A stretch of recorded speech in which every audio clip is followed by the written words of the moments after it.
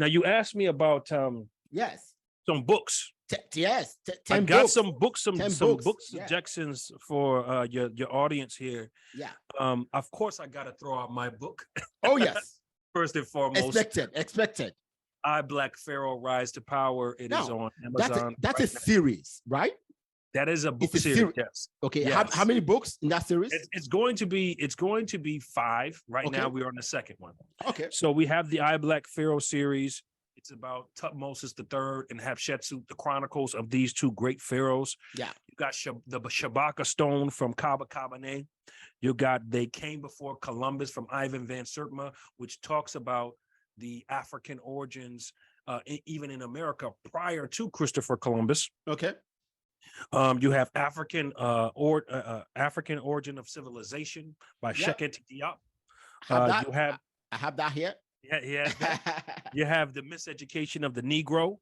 You have the I have that here too. Mm-hmm. Yep. You have the biography of Malcolm X.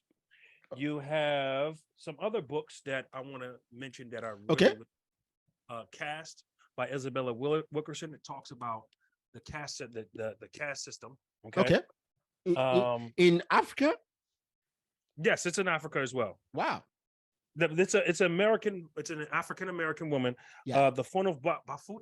This is a very good African historian book. Okay. The One-Eyed Man is King. Okay. This is a very good book. Okay. Okay. You also have Roots, which is a classic book. I've read it. Okay. I don't have it here. Yeah. You also have Africa in the Discovery of America. Okay. This was reintroduced by Dr. John Henry Clark, which is another great African scholar. Yeah. It was written by a botanist named Leo Vier.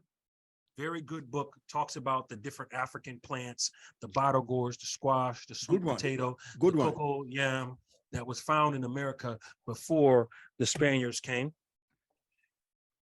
My brother Chester Higgins, who is one of the New York Times photographers, The Sacred Nile. Okay. One of the best photography books of ancient Nile Valley civilizations I've ever read. All right. And I also have to give a big shout out to my sister, Elizabeth Lobaya of Jamaica. This sister is I'm not yelling right now. Now, beautiful book called I'm Not Yelling. This books. Now, one thing I will tell you, and this is something that's bothered me. Okay. Yes, Africans in diaspora do a lot of work, like yourself. Okay. Yeah. But I have a problem with Africans in Africa doing the kind of work that you're doing. Well, they're not doing it. They're very few. And let me tell you why.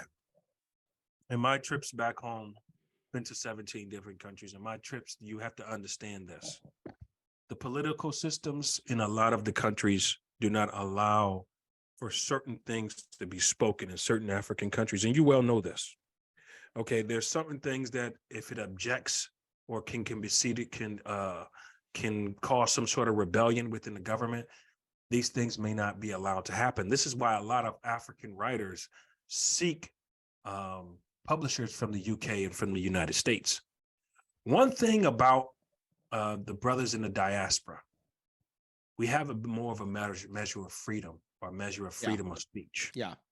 That some in other countries just may not have the means, may not have the quality to produce it, may not be able to mass produce their books, may not have access to publishers. All of these things matter. Yeah. All of these things is why I'm not going to say that our brothers aren't doing it, because a lot of I'm not saying that they're not doing anything. They are, but it's limited. I mean, the mass of Africans are in Africa. Mm-hmm. Okay. So we need to do more within ourselves on the continent. Absolutely.